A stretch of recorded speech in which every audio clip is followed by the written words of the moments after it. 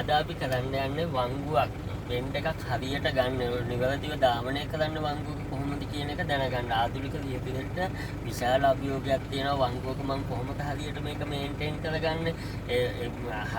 පාරේ පිටේ ඇයිද කැලේට ඇයිද එහෙම කියලා එයාට ලොකු අභියෝගයක් තියෙනවා වංගුව දකිනකොට. ගොඩාක් මම දැකලා තියෙනවා ආධුනික ලියතුරු බිය වෙනවා වංගුවේ ඩ්‍රයිව් කරන්න අමාරුයි මෙහෙමයි කියනවා මට. හරිද? ඒක නිසා ඒක හරියට ධාවනය කරන්න ඔයාලා ඔළුවේ ටෙක්නික් එක තියෙනවා. මම අන්නේ ටෙක්නික් එක ඔයාලට උගන්වන්නම්. ඒක හොඳට අහගන්න හොඳට දැනගන්න. ඒ වගේම අපේ පාර පාවිච්චි කරන දැනට වියතුගන් වශයෙන් කටයුතු කරන අයගෙත් මම දැකලා තියෙනවා විශාල දුර්වලතාවයන්. ඒ වගේම වංගුවේ අන්ඩර් කන්ට්‍රෝල් කරගෙන ලොකු විනාශ සිද්ධ වෙනවා. ඒක පාලනය කරගන්නත් එක්ක මම මේකට පොඩි අයිඩියා එකක් ඇඩ් කරන්නම් අවසානයේ. ඒක නිසා ඒකත් බලන්න. එතකොට අපි වංගුවක් ගන්නකොට ඔයගොල්ලෝ මේන්ලි හිතා ගන්න ඕනේ මේ ස්ටියරින් වීල් එක. හරිද? ස්ටියරින් වීල් එක අපි මේක ස්ටාර්ට් කරන්න ඕනේ. අපි මෙහෙම තියනකොට ස්ටියරින් ඉස්සරහා රෝද දෙක ස්ට්‍රේට් කෙලින් තියෙන්නේ. හරිද? අපි එතකොට මේක කපන්න ඕනේ අඟල් කාල කියන්නේ මේ මෙච්චරගේ සෙන්ටිමීටරයක් කියලා චුට්ටක්නේ. හරිද? අඟල් කාලෙන් පටන් ගන්න ඕනේ. කාල භාගය 3 කාල අඟල 1 කාල 1 භාගය අඟල් 2. සාමාන්‍යයෙන් මෙන්න මෙහෙම යන වාහනේ යන වාහනයක අඟල් 2ක් කපනවා කියන්නේ ලොකු හැරවීමක්. ඒක හොඳට ඔළුවේ තියාගන්න ඕනේ. එතකොට ඔයගොල්ලෝ දැන් මෙහෙම කැපුවා නම් ආපහු මෙයාව ටර්න් කරලා නම් ආපහු රිටර්න්ලි ගන්නකොට අර රිද්ම් එකට ගන්න ඕන. හෝම කාල භාගය 3 කාල අඟල 1 කාල 1 භාගය 1 3 කාල අඟල් 2 කියලා ආපහු රිටර්න්ලි 0 එකට එනකල් එන්න ඕනේ. අන්න ඒක හොඳට ඔළුවේ තියාගන්න. ඔයගොල්ලෝ මෙහෙම ක්වික් ටර්න් කරොත් එහෙම මොකද වෙන්නේ? මෙයා සිග්සැග් ගහනවා. ඒක නිසා අන්ඩර් කන්ට්‍රෝල් කරගන්න එපා. හොඳ අවබෝධයෙන් කල්පනාවෙන් හෙමින් කරන්න. ඉස්සරෝම හෙමින් ප්‍රැක්ටිස් කරන්න. එතකොට ඔයාට ඊටාම කෙටි කාලයකදී ඔයාට වීල් බැලන්ස් එක හරියට හදාගන්න පුළුවන් වෙනවා. මම ඒක නිසා මේක හොඳට ප්‍රැක්ටිස් කරන්න. මම ඔයාලට දැන් වාහනේ යන හැටි කියලා දෙන්නම්. දැන් සමහර දැන් මගේ වීඩියෝස් තියෙනවා තාරක 315 කියන මේ YouTube channel එකේ ඕන තරම් පාලන වීඩියෝස් තියෙනවා. එතකොට ඒ වගේ නිවැරදිව වාහනේට නැටලා වාහනෙන් බහින තැනට යනකම් මම නිවැරදි ටෙක්නික් කියලා දීලා තියෙනවා. දැන් මම මේකට දැන් අපි යන වීඩියෝ එකේ ඔයාලට වාහනයකට නිවැරදිව ධාවනය කරන එක මම මෙතන ඇඩ් කරන්නම්. එතකොට ඉස්සරෝම වාහනයකට නැගපු ගමන් අපි දොර වහ ගන්නවා. දොර වැහිලාද කියලා බලනවා. ඒකන සීට් එක හදා ගන්නවා. මෙහෙම ක්ලච් එක යටින් කකුල තියන්න ඉස්සරහට ගන්නකොට පැටල් එකේ ගිහිල්ලා වදිනවා. ඔතන නවත්ත ගන්න. ඒකල අත තියලා බලන්න. එතකොට ඔයාගේ උසී හැටියට වාහන මේ වීල් එකට සහ පැටල් එකට උස ඔටෝමැටිකලි ඇඩ්ජස්ට් වෙනවා. ඊට පස්සේ මෙන්න මේ පසුබැලුම් කණ්ණාඩියේ මැද පිටිපස්සේ අර ලොකු වීදුරුවේ මැදට හදා ගන්න. ඔයා කෙලින් ඉස්සරහ බලන්න හැ විතරක් හලවලා කණ්ණාඩිය හදා ගන්න. ඔන්න ඔය විදිහට හදා ගන්න. ඒකල දෙපැත්තේ කණ්ණාඩි දෙක අපි නිවැරදිව තියනවාද කියලා බලා ගන්න. නැත්තම් සීල් මාරු කර ගන්න ඕනේ. ඇඩ්ජස්ට් කර ගන්න ඕනේ. ඊට පස්සේ තමයි අපි මේ සීට් බෙල්ට් එක ගන්න. සීට් බෙල්ට් එක ගන්නකොට ගොඩාක් අය මම දැකලා තියෙනවා මෙහෙම කැලකිලා ගන්නවා. හරිද? එක්ක වම් අතින් ඔහොම ඇදලා මෙහෙම ගන්නවා. එහෙම ගන්න එපා. කෙලින්ම මේ තමුන්ගේ දකුණු අත ඔහොම නමලා වීල් එක මේ පටිය උඩින් තියාගන්න. ඒකල උඩ දකුණු අතෙන් උඩ ඉඳන් ඔහොම උඩින් අල්ලගත්ත ගමන් මෙහෙම අදින්න. එතකොට මෙයා යටින් ඇදලා එනවා. ඊට පස්සේ මෙන්න මේ වම් අතින් මෙන්න මේ කාංචු අල්ලගත්ත ලොක් එක ඒකල අත් දෙක හොඳට දකුණු අතින් හොඳට ඇදලා මේ ස්පේස් එක තියාගෙන අත් දෙක වම් පැත්තට ගෙනල්ලා මෙහෙම තියලා ඔබන්න. ඔබලා වෙලා ඇදලා බලන්න පටිය ඇතැල්ලා ලොක් වුණාද කියලා. ඊට පස්සේ දකුණු අතේ ඇඟිලි දෙක මෙහෙම දාලා කොහොම හදාගන්න. ඒක අපි බෙල්ලට දාන්නෙත් නෑ, උවිස්සට දාන්නෙත් නෑ, මැදට දාන්නේ. යට එකත් අපි මෙතනින් ඇඟිල්ල දාලා කොහොම හදාගන්න. ඒක අපි බඩට දාන්න, හිප් එකට දාන්න.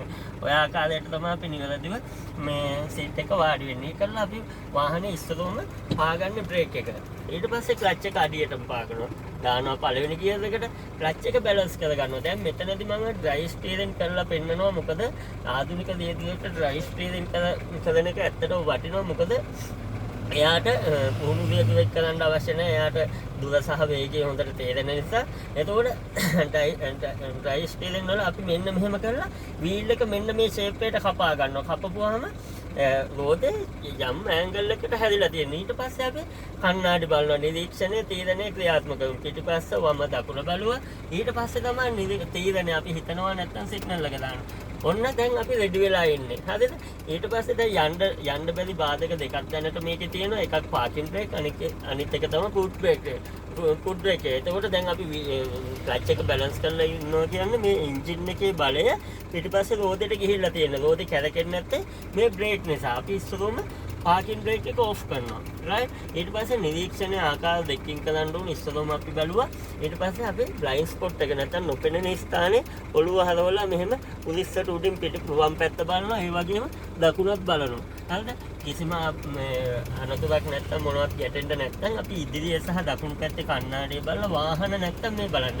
දැන් මේ ක්ලච් එක බැලන්ස් කරලා තියෙන්නේ බලය ගිහිල්ලා තියෙන්නේ රෝදේ අපි බ්‍රේක් එක හිමියට උස්සනකොට වාහනේ ස්මූත් විදිහට ඔය හිමියට පාරට එනවා. ඔන්න ඔය විදිහට පාරට ගන්න. හරිද? ඊට පස්සේ හිමියට මෙහෙම අර කපපු කාලා කපනවා. එතකොට කෙලින් කරනවා. එතකොට වාහනේ දකුණට යනවා. පාර හරහා යන්නේ. ඊට පස්සේ තව චුට්ටි කාලක් කපලා ඉවරලා වාහනේ අයිනට ගන්න. එතකොට බලන්න මේ සිග්නල් එකත් ඔටෝමැටිකලි ඕෆ් වෙනවා. ඊට පස්සේ මෙන්න මේ ලයින් එක අර පාරේ අවසාන රේඛාවට ආසන්නෙන් අඩියකට විතර ළඟින් යන්න ඕන. ඕකට තමයි කියන්නේ වමෙන් දාවනේ කියලා. දැන් මම මෙතන ඊට පස්සේ කෙලින් උනාන් පස්සේ පාරට අරන් කෙලින් කරලා තමයි ඔය ඇස්ලරේටර් එක පා ගන්න ඕන. ඔන්න වේගය වැඩි කරලා මම දැම්ම දෙවෙනි ගියර් එකට. ඔන්න වේගය වැඩි කරලා තර්ඩ් එකට දැම්ම. අනිවාර්යයෙන්ම තුන්වෙනි ගියර් එකේ තමයි වාහනේ ධාවනය කරන්න ඕන. සර් කියන්නේ ඔයාට එක්සැමිනර් සර් කියන්නේ ඔයාට ගියර්ස් මාරු කරන්න කියලා. ඔයා අනිවාර්යයෙන්ම තුන්වෙනි ගියර් එකට යනකල් වාහනේ ගියර්ස් ටික චේන්ජ් කරගන්න ඕනේ. දැන් ඔන්න මං ඉදිරිය ඈත බලන්න හොඳට දුර බලන්න. දුර බලාගෙන යනවා. දැන් මෙතන බෙන්ඩ් එකක් තියෙනවා. ඔයා පැනික් වෙන්න එපා. බෙන්ඩ් එක තියෙනකොට මම ඔයාට කිව්වේ කාලා භාගෙ මේ බලන්න. කාලා භාගෙ තුන් කාලා අඟල ওই විදියට හොම අර රිතම් එකට මෙහෙම කපන්න ඕන. වාහනේ හැරිලා යනවා. නමුත් මෙතන බලන්න එපා. දුර බලන්න. ඔයා වම් පැත්තේ ඇහැ දාලා වෙලා ෂේප් එකේ බලන්න ඔයා ඉන්න තැන කොහෙද කියලා. එතකොට ඔයාට ගානට තේරෙනවා. හරිද? ඊට පස්සේ ඔන්න අයිනට ආවා. හරිද?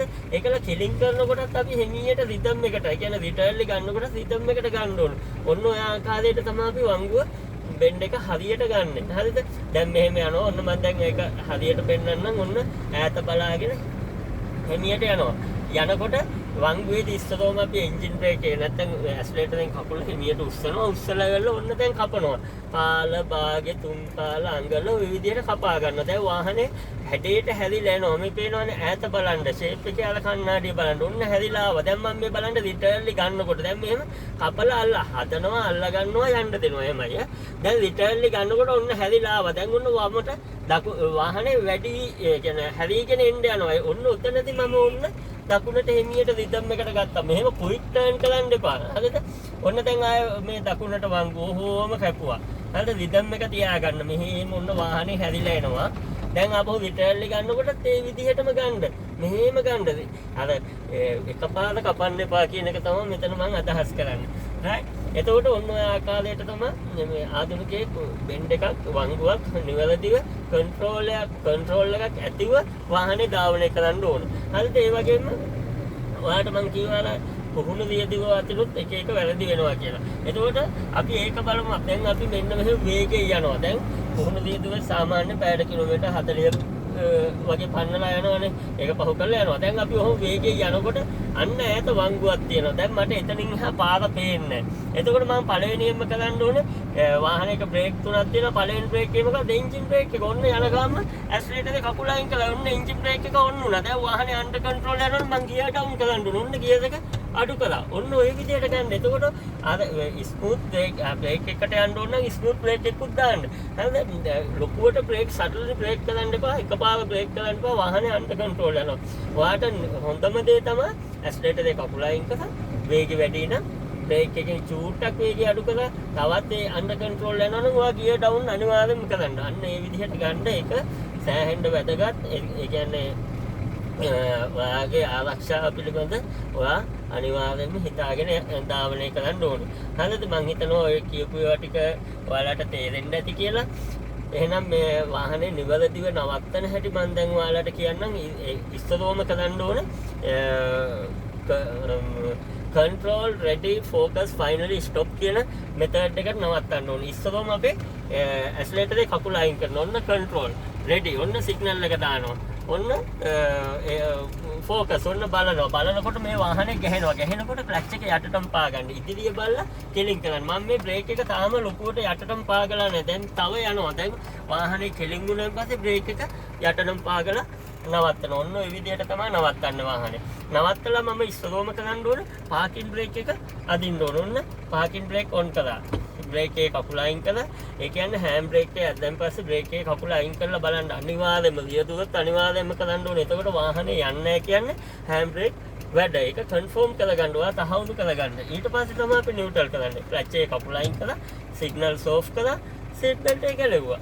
රයිට්? ඊට පස්සේ ඔයා ඉස්සරහට ගත්ත සීට් එක අනිවාර්යෙන් පසුපසට කරන්න. මොකද ඊළඟ රියදුරාට අනිවාර්යෙන් වාහනේ ඉතාම පහසුවෙන් නගින්න මේ ස්පේස් එක ඔයා ඉතුරු කරලා බහින්න ඕනේ. ඒක නිසා තමයි ඔයා පස්සට ගන්න ඕනේ. දැන් පස්සට අරගෙන මේ දකුණු අතින් දොර අල්ලගත්තා, වම් අතින් දොරේ ලොක් එක අල්ලගත්තා. ඉදිරිය බලන්න, පිටිපස්සේ කණ්ණාඩි වම් පැත්තේ දකුණු පැත්තේ කණ්ණාඩියෙන් පිටිපස්සේ බලන්න. වාහන නැත්තම් ඔළුව හරවලා බ්ලයින්ඩ් ස්පොට් එක බලන විදියට බලලා තමයි වාහනේ කාටවත් කල්ප දෙන්න නැතුව බහින්න ඕනේ. එතකොට මේ මම ඔයාලට කියලා දෙන්නේ කියලා දීපු මෙන්න මේ මෙතඩ් එක ටෙක්නික් එක හොඳට තේරුම් ගන්න. තේරුම් නැත්නම් ඔයාලා මගේ YouTube channel එකට ඔයගොල්ලෝ කමෙන්ට් එකක් දාන්න. මම අනිවාර්යෙන් ඒකට ආන්සර් එකක් දෙනවා. එහෙනම් බොහොම ස්තුතියි බලාගෙන හිටියට. බයි.